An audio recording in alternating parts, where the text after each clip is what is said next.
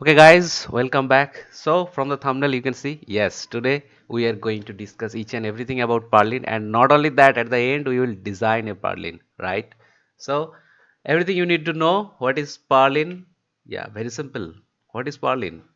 Whenever you are going to design any truss like this, right? So, this is a truss.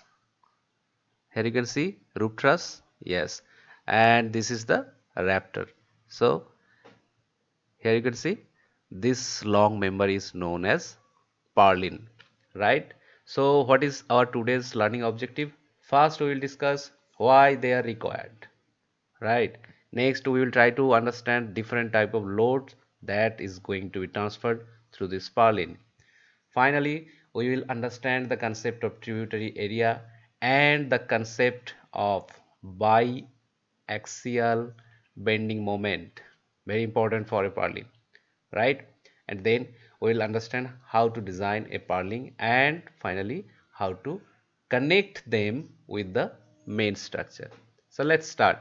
If you are new to this channel, please do subscribe. Definitely you are going to be benefited in future, right? So what is purlin? So purlin is basically, you can see this is one type of beam. Why I'm saying this is one type of beam?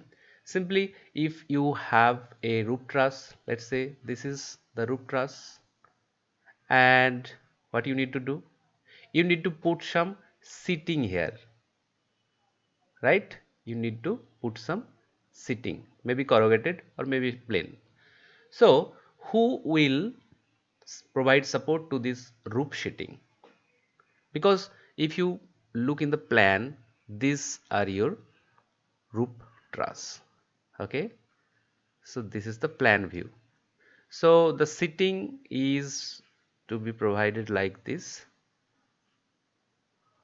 right? So these are seating. Now who is going to provide them support? So definitely here we have to provide a beam. So throughout this long beam is known as purlin, right? So now it's clear to you what is the main function of a purlin. It simply acts as a bridge, right? So here you can see we have provided this bridge to support this sheeting. So this is the seating, you can see, just I have discussed. So this seating load is transferred to this purlin or this long beam. You can see this long beam are rested over this main raptor beam. Then from this purlin the load transferred to the raptor, finally through this column to the foundation. Very clear. So now you know, guys, what is a purlin and what is its function. Perfect. So you know what is purlin. Now what type of sections can be used for a purlin? I know that you are thinking that, well, for a beam we can use I section, or for a raptor we can sometimes use angle section, right? Or for beam we can use the C section also. What about the purlins? Well, let's understand. So this is for a typical beam section, but for a purlin we can use a Z section. This is a Z section, or we can use two angle section like this. In the end, when we will talk about the detailing of the connection, we will understand about this two angle section, or we can simply provide a single Z section. Both are equivalent, right? Great. So for your reference, here are different type of section that are used. So you can see I have put angle section also, I have put Z purlin also, and definitely based on the section there are some merits and demerits. So based on your requirement you can put any of them, right? So if you ask me personally, well, personally I will prefer either double angle section or a Z purlin, right? So both are equivalent to me. If this is double angle section, then instead of using two double angle section we can simply use a single Z purlin. How we are going to connect that with raptor we will discuss later. So now come to the loading part, right? So at the very first, what type of loading should come to a purlin? So at the very first, it is very common that this load of the sheet that we have supported through the purlins, right? That is known as your dead load. Fine. Now let's say for the maintenance purpose, you have to go to the roof of the building or the shed. Then definitely there will be some live load, right? And if you ask me that how to calculate this live load and dead load, well, all of them can be uh, IS 875, right? So what I just would like to mention here, that all of this load depends on the slope, right? Why?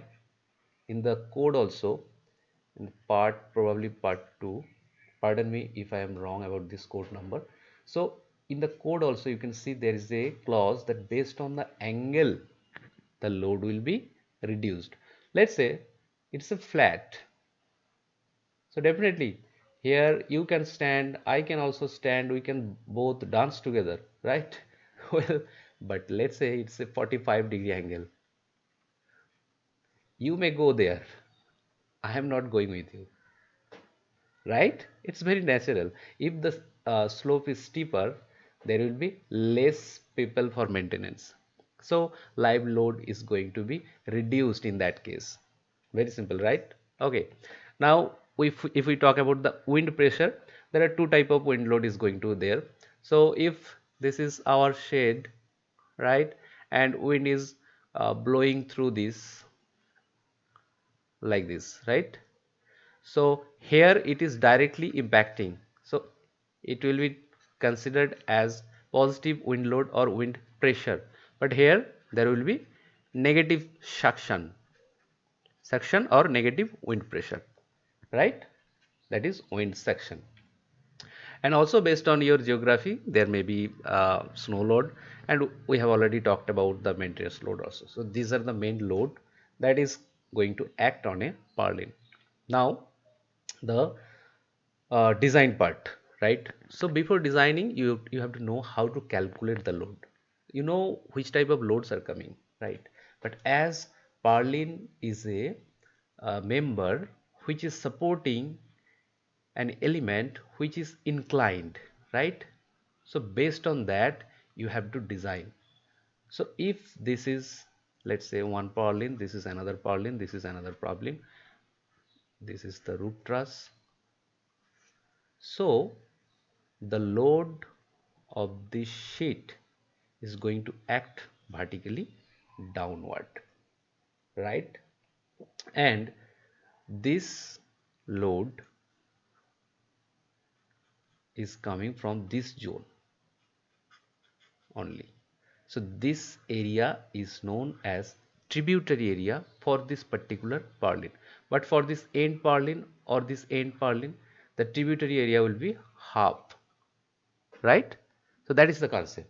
So let's try to understand again what is the tributary area concept.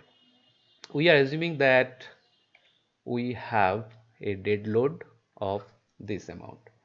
So if this is the sheet, the intensity of the load is 0.75 kilonewton per meter square, right?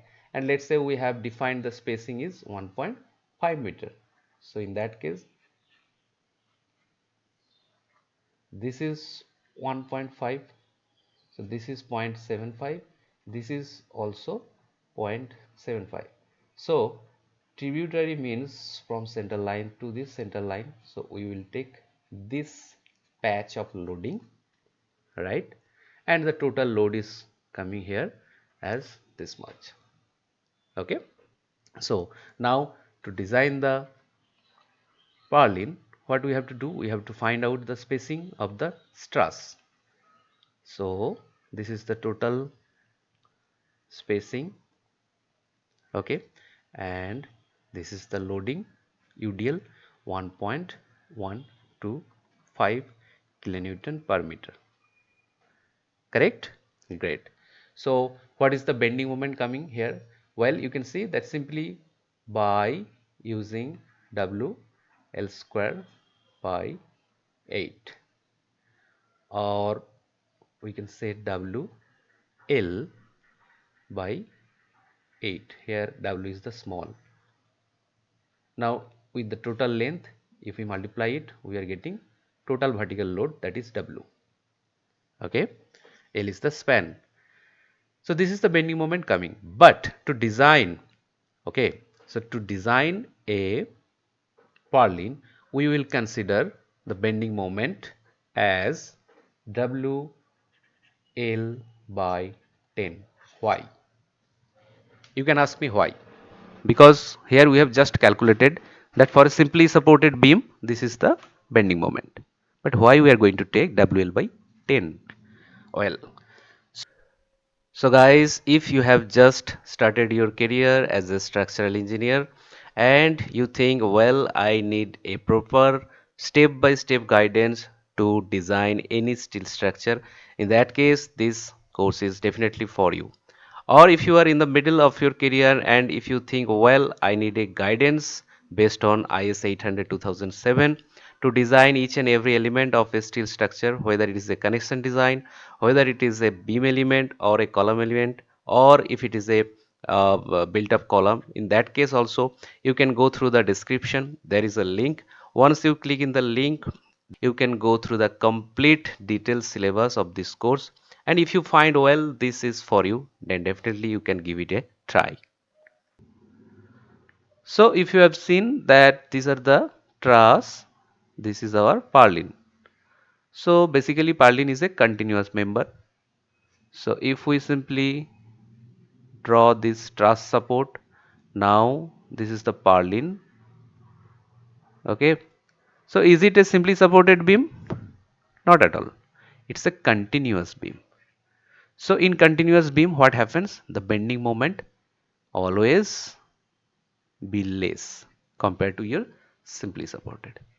And that is why we have taken WL by 10. Simple. Right. Now another aspect. To design a purlin, we have to consider the bending moment in two ways. Here you can see I have written that purlin experience biaxial bending moment. Well, just let me have a blank sheet. So what do you mean by a biaxial bending moment? So this is, let's say, the raptor. I'm very sorry. And this is going to be our purlin. Either two angle or a single Z. Okay. So this is the section of the purlin. Well, now on this particular member, we can say that vertical load is coming like this, right? But the wind pressure, yes, the wind load, okay, it may be confused. Wind load, because there we have written total load as WL. So wind load is always act perpendicular to the seat. So when the wind is flowing like this, here it was suction, so perpendicularly outward. Here it was pressure, so perpendicular to the seat, inward, right? So this member is going to bend both way, right? How? Well, let's say this is the angle, right? If this is the angle, then due to this pressure, it will bend about this axis, right? And what about the vertical load? The vertical load is also there due to dead load, live load. So due to this vertical load, it has a component in this direction. So then due to this component, it is going to bend about this axis also. Clear? So this is why you have to consider biaxial bending moment. But yes, don't make it complex right now. You can ignore the minor axis bending. That means this one, right? Because about, if this is our angle, if this is our angle, and let's say this is the major axis. So in this major axis there will be wind load and also component of dead load, live load. That is why it is going to be your designing criteria, right? So till now we have almost up to the end. Just to finalize this, before completing this session, I just would like to mention one more thing, that connection part, right? So connection practical detailing, it is to be known to you. So if this is a rafter, right? So this is a rafter. Then what we do in the rafter part, first we will connect an angle. This is bolted, let's say. Okay. Now the purlin part. The purlin is going to be, let's say, angle. So this is the purlin angle, and this is continuous. This particular angle is continuous. Then again the next truss come. But this particular angle, which is also known as clit angle, it's a very small.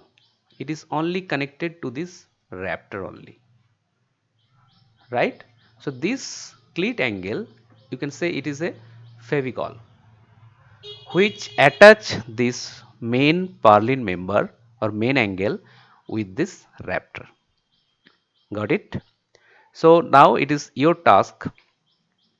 Just pause this video and watch and study this picture, and in the comment let me know how many mistakes are there regarding the purlin. Thanks for watching. If you like this video,